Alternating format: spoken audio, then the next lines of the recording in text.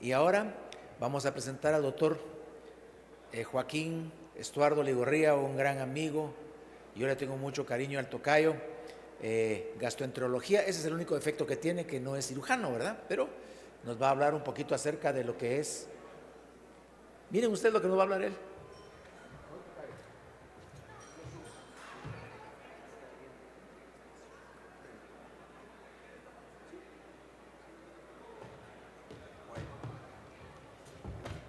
Perdón.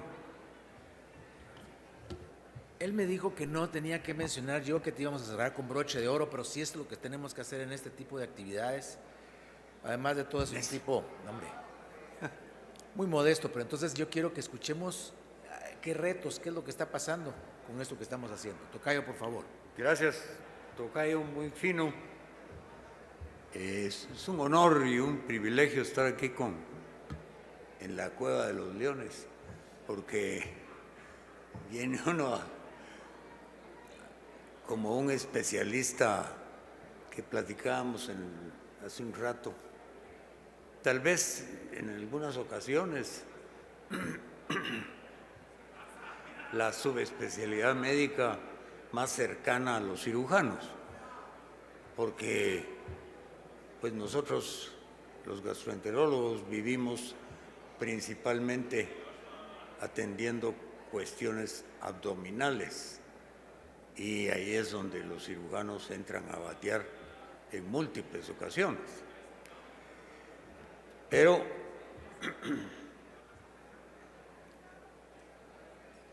por eso se me ocurrió que le pusiéramos el título a esta charla, los riesgos, las situaciones que ponen en riesgo las relaciones interdisciplinarias y de equipo. Las dos presentaciones que me antecedieron, de una importancia y relevancia excepcional, los felicito a ambos y el tocayo por haber organizado este evento, que es más importante de lo que muchas veces pensamos. Con el de la derecha, ¿no?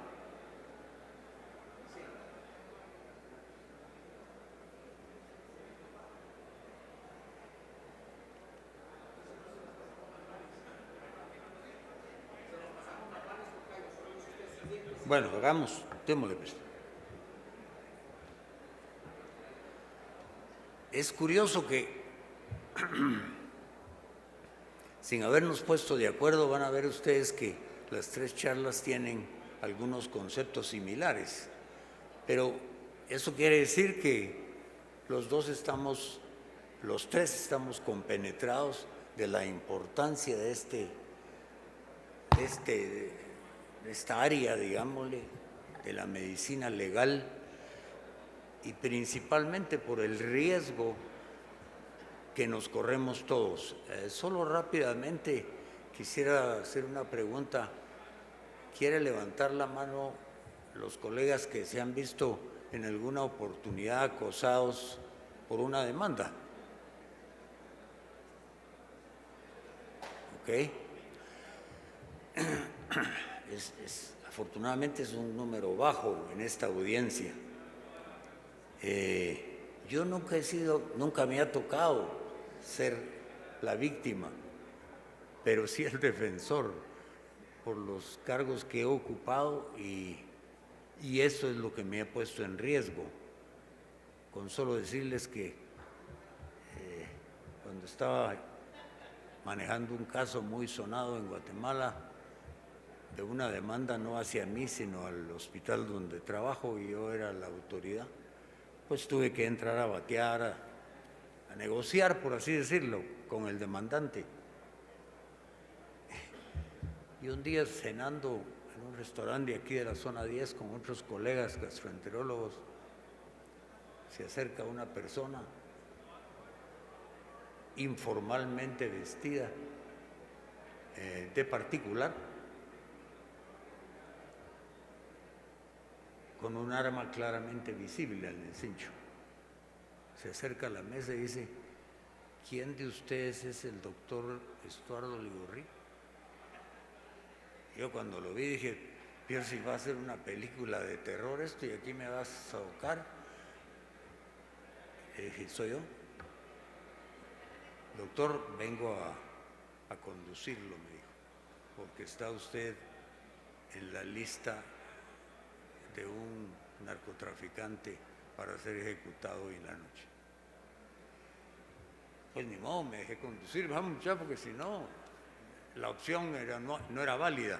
Pero en fin, pero sí se siente uno realmente muy mal cuando está cumpliendo con su gestión, cuando está cumpliendo con su deber y encima lo depredan o lo critican. Pero es nuestra opción, porque nosotros escogimos la profesión que primero hay que pensar en alguien más y después en uno mismo. Aunque lo que dijo el doctor Contreras al final es muy sabio, porque si no nos enfermamos, por lo menos mentalmente. Como dijo el padre y amado de la medicina interna, por lo menos, la práctica de la medicina es un arte, no un intercambio económico, un llamado, no un negocio, un llamado en el cual vuestro corazón debe ser ejercitado en la misma manera que tu cerebro. Y esto lo que traduce es que además de la ciencia y la capacidad, tenemos que tener la caridad y la compasión.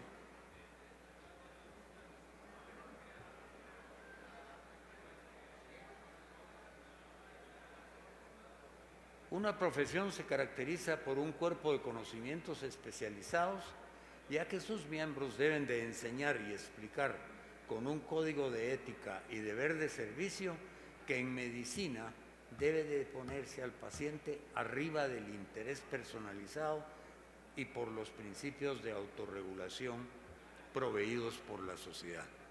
De nuevo, recalcando las exigencias que nosotros mismos decidimos tomar cuando escogimos esta profesión.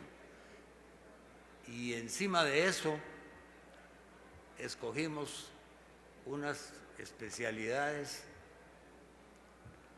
que estamos sujetos a mucha demanda de trabajo y eso hay que realmente enorgullecernos por eso, porque claro, no voy a mencionar especialidades que son mucho menos demandantes y tal vez más cómodas y mejor retribuidas, pero las existen. No, escogimos bailar con la más fea y entonces hay que aprender a bailar. Sigamos. Las responsabilidades, como les dije, algunas de estos conceptos van a sonar repetitivos, pero lo curioso es que nunca nos pusimos de acuerdo para hacerlo. Las responsabilidades del médico en general, independiendo de su especialidad, es mantenerse actualizado, ya lo mencionaron mis colegas, respetar la autonomía del paciente, eso es vital, enfocar y enfrentar los dilemas con coraje, con pasión y con paciencia. Y cuando les toque a algún paciente a quien ustedes le están explicando algo en el consultorio y cuando terminan de explicarlo les dice, mire doctor, y le hacen una pregunta totalmente desubicada, es porque no los escuchó. Y hay que volverlo a repetir con paciencia, aunque algunos de mis colegas sí son regañones, ¿verdad? Y le llaman la atención. Aquí me pasan por la mente un par de nombres, pero no los voy a mencionar.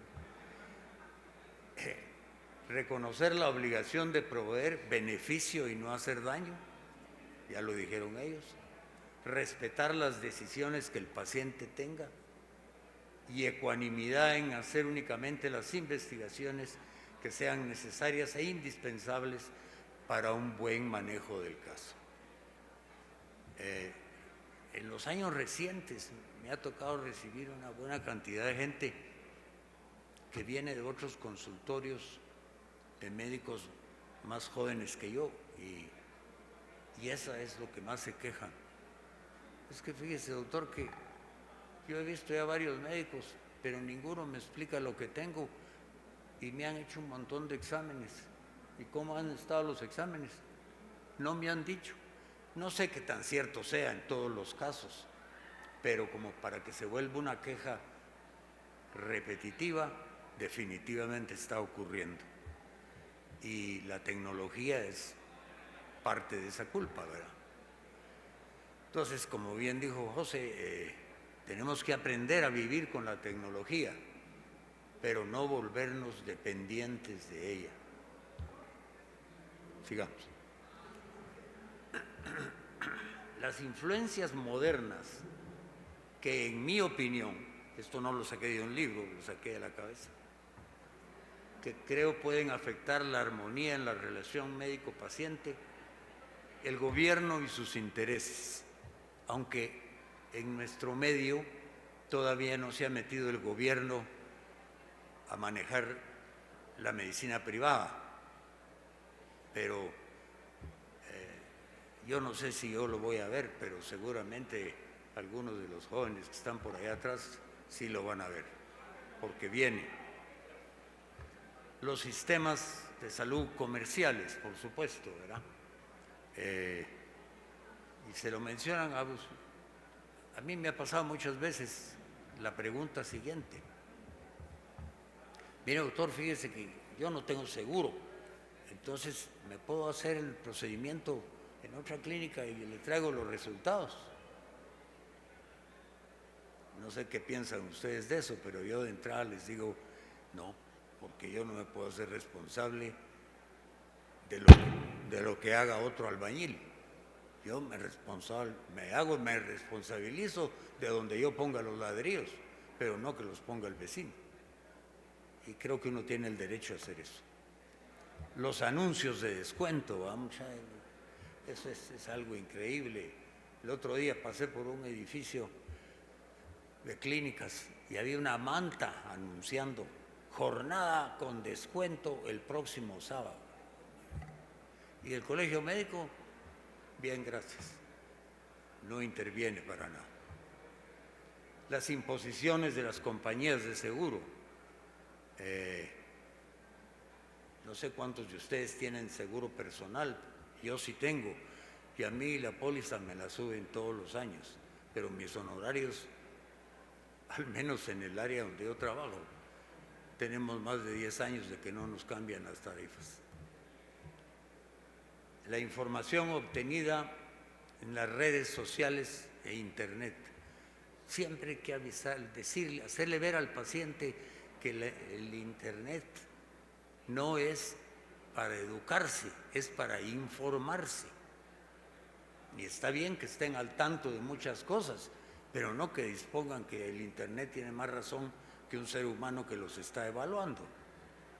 Bueno, la propaganda, publicidad no ética, por supuesto, la competencia desleal, el bajo nivel de educación y entrenamiento incompleto, que desafortunadamente en nuestro país existe bastante frecuencia.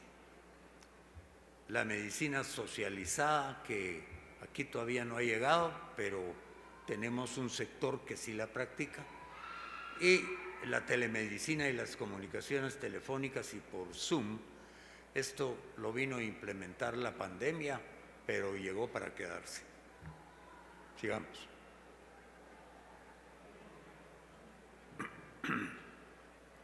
Los factores que pueden influenciar negativamente en la relación médico-paciente. Por supuesto, ya lo dijeron mis colegas también, la falta de conocimiento en el profesional, el irrespeto a la confidencialidad, vulnerabilidad del paciente generado por la enfermedad. Acuérdense que el enfermo se siente angustiado y eso le debilita el carácter. Entonces tenemos nosotros que ser parte de su acompañamiento en la enfermedad para resolverle problemas. El empoderamiento del profesional basado en su experiencia. No les voy a repetir frases, pero algunos de ustedes habrán oído algún colega que se expresa como que fuera el dueño del paciente. En una oportunidad que los que más me conocen tal vez la van a poder identificar, pero no voy a decir nombres. Yo era el médico de un personaje de la política nacional en un cargo muy importante y se enfermó y me pasó a traer a la casa con su seguridad para que lo atendiera en la emergencia. Y el jefe de la seguridad me dice: mire, doctor, yo quiero que le ordene al licenciado que se quede hospitalizado, porque está enfermo desde hace una semana y no hace caso de venir a verlo. Pues con mucho gusto le dije: yo le voy a sugerir, porque usted en su profesión da órdenes, nosotros damos consejos. Es el paciente el que los recibe y el que decide si le parece o no. Y eso hay que tenerlo siempre muy en cuenta, porque ahí se puede romper hasta un nexo de amistad cuando el paciente se ve acosado. La falta de comunicación directa y adecuada, lo cual es indispensable y debe ser personalizada. Y la pérdida de confianza mutua. Cuando ya se pierde la confianza, no hay forma de curar a una persona, porque ya no va a ser con la certeza que se merece y que se necesita seguir las indicaciones del médico. Este es lo saqué del mes antepasado del Smart Brief del Colegio Americano de Gastroenterología. Me llamó muchísimo la atención. De acuerdo a una encuesta practicada en muestra representativa de pacientes en los Estados Unidos, el 26% de los entrevistados desconfían de la opinión médica. Y he tenido pacientes que han ido a los Estados Unidos a una segunda opinión o que vienen de allá. Quisiera que fuera mi amigo. Bueno, lo primero o de lo que más se queja la gente es que antes de examinar a alguien e interrogarlo, le ordenan estudios, y algunos de ellos sofisticados, como tomografías y resonancias magnéticas. Y les dicen: yo necesito tener algo objetivo antes de decirle qué es lo que vamos a hacer. Pues qué más objetividad que interrogar a alguien y examinarlo. Pero si ya perdieron en manos de la tecnología ese criterio de decisión, vamos mal, vamos equivocados.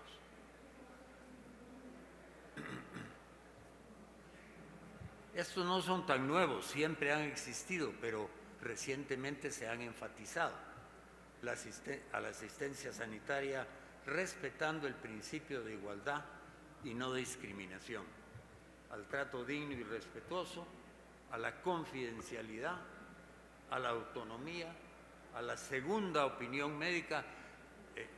Muchos colegas que se ofenden cuando les dice el paciente que va a pedir una segunda opinión y luego le saltan al cuello al paciente: entonces no confía en lo que yo le dije. Pues eso ya es interpretación del médico, no es que el paciente lo esté haciendo por esa razón, sino que muchas veces porque le entra tanto la angustia que quiere oírlo por segunda vez, la misma noticia tal vez. A la información sanitaria, es decir, qué está disponible y qué no está disponible. Tuve un caso el viernes antepasado de una persona muy humilde que venía enferma desde octubre del 24 y consultó primero a una institución de servicio público. Y entonces la recetaron. Se mejoró por unos días y se volvió a deteriorar. Entonces dejó de ir donde estaba y fue al centro de salud de la zona donde ella vive. Y después de unos exámenes que le hicieron en ese centro de salud, le dijeron con buen criterio: usted necesita de ir a ver a un especialista. Ya no siga yendo con el médico general, porque nosotros, los médicos generales, no podemos llegar al grado de investigación que usted necesita. No sé quién le dio mi nombre y llegó a la clínica. La queja era la misma, solo que más intensa y acompañada de plenitud y falta de apetito. Entonces la escuché, vi algunos de los exámenes que llevaba, todos normales, con excepción de un ultrasonido. Como ustedes saben, el ultrasonido, desde que salió al mercado, se popularizó por sí solo y la gente cree que con un ultrasonido le averiguan hasta la fecha de nacimiento, y ese es un concepto equivocado, por supuesto. Pero el ultrasonido, para que me traguen mis palabras, en este caso sí sirvió, porque lo que evidenciaron fue un estómago de este tamaño y lleno de material. Entonces le dije: mire, usted lo que necesita es una endoscopía superior, pero yo la voy a referir a un hospital nacional donde trabaja mi hija, porque usted no solo necesita una endoscopía superior, sino que necesita primero una limpieza del estómago para que la endoscopía no sea un fracaso, o sea, un manejo posiblemente intrahospitalario. Y por lo que yo sospecho, después tal vez se va a tener que quedar hospitalizada por la causa que le provocó esa llenura del estómago.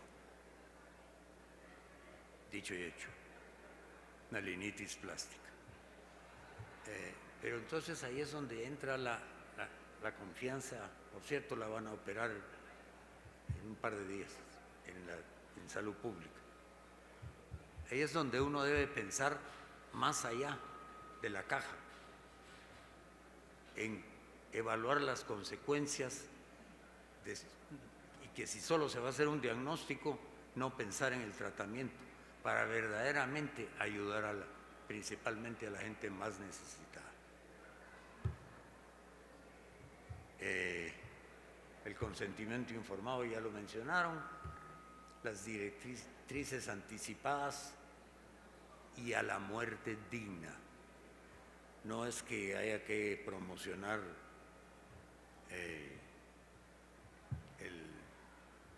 la inducción, pero sí ayudar a morirse dignamente a la gente.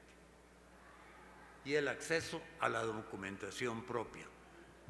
A mí me incomoda muchísimo esos seguros que le niegan los resultados al paciente porque pertenecen al sistema de salud prepagada.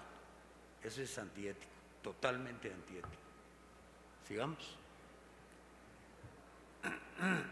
Y para asegurar una buena relación y coordinación con el equipo, es básico tener respeto mutuo, comunicación efectiva, cooperación y coordinación. Eso es vital.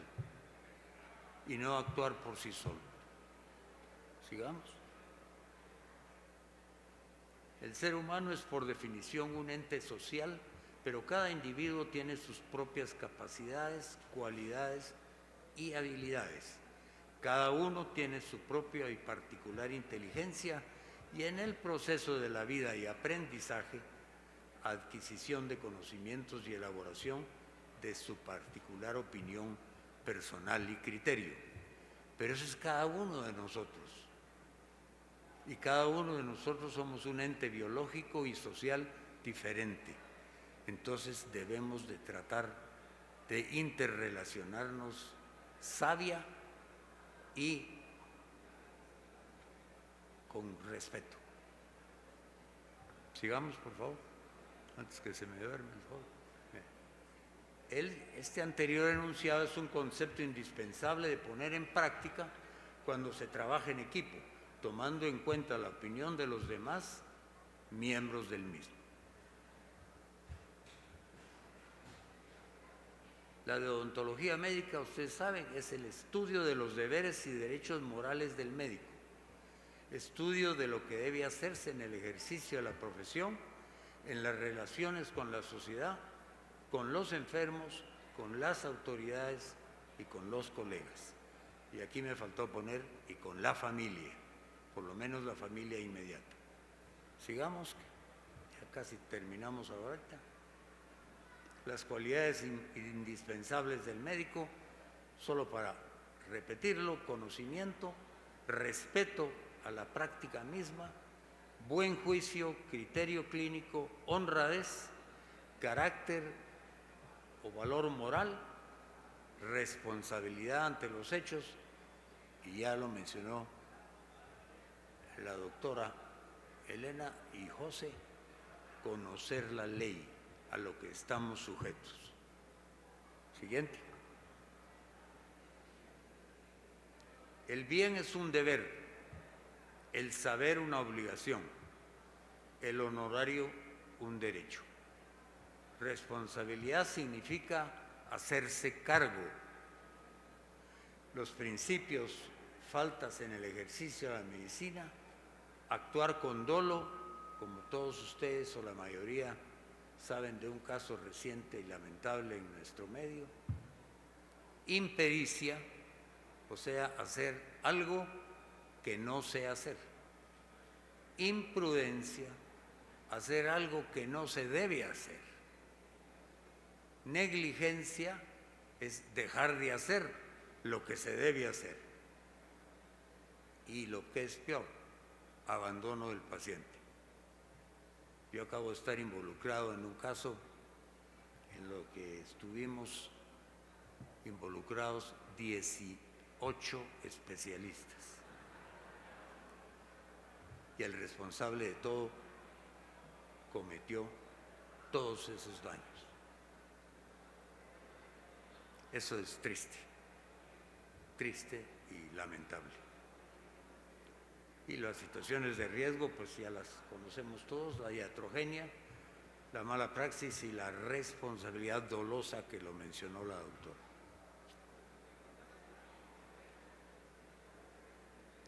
Y las circunstancias, ya no características, sino las circunstancias que aumentan los riesgos de conflicto, es cuando existe arrogancia, prepotencia, orgullo exagerado de las propias capacidades. El que sabe hacerlo, ya lo dijo el doctor Contreras, el que sabe eso soy yo. No. Menosprecio de otras opiniones y comentarios inapropiados al paciente o a la familia. Esto es muy común, lamentablemente. A veces sin tener intención de dañar, pero siempre daña. La siguiente. O cuando no existe respeto de otras opiniones y decisiones, criterio y firmeza para tomar decisiones y saber escuchar. La siguiente. Jefe, la siguiente. Otro toquecito. Las consecuencias son distanciamiento, pérdida de la amistad, la confianza y el respeto, ruptura del equipo, potencial deterioro y a veces pérdida de prestigio, y lo que es más grave, malos resultados en el manejo, lo cual afecta principalmente al paciente. Al siguiente. Para finalizar, basado en las recomendaciones de Epicteto, el famoso alumno de Sócrates, siempre actuar con sabiduría, justicia, valor y templanza. Presidente. Muchas gracias por su atención.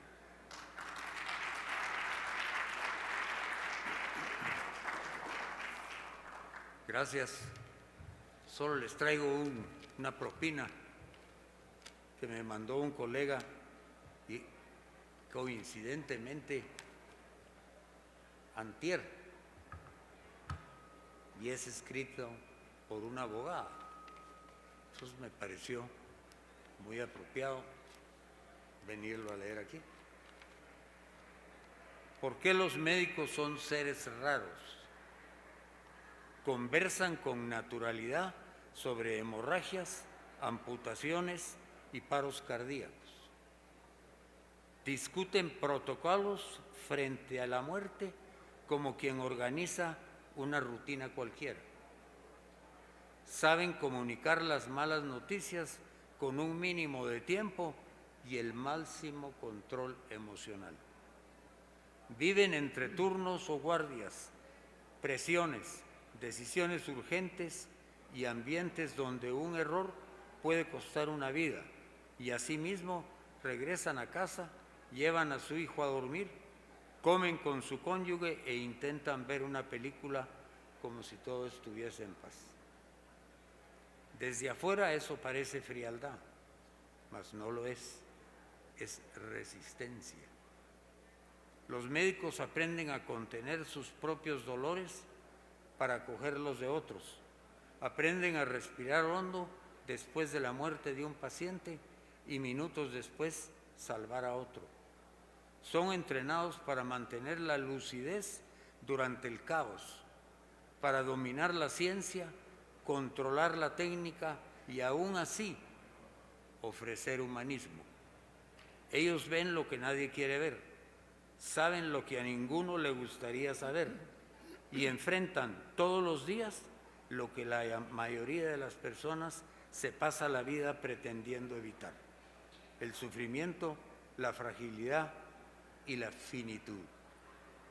Es por eso que los médicos parecen seres raros, porque siguen firmes en una misión que exige entrega, preparación y coraje.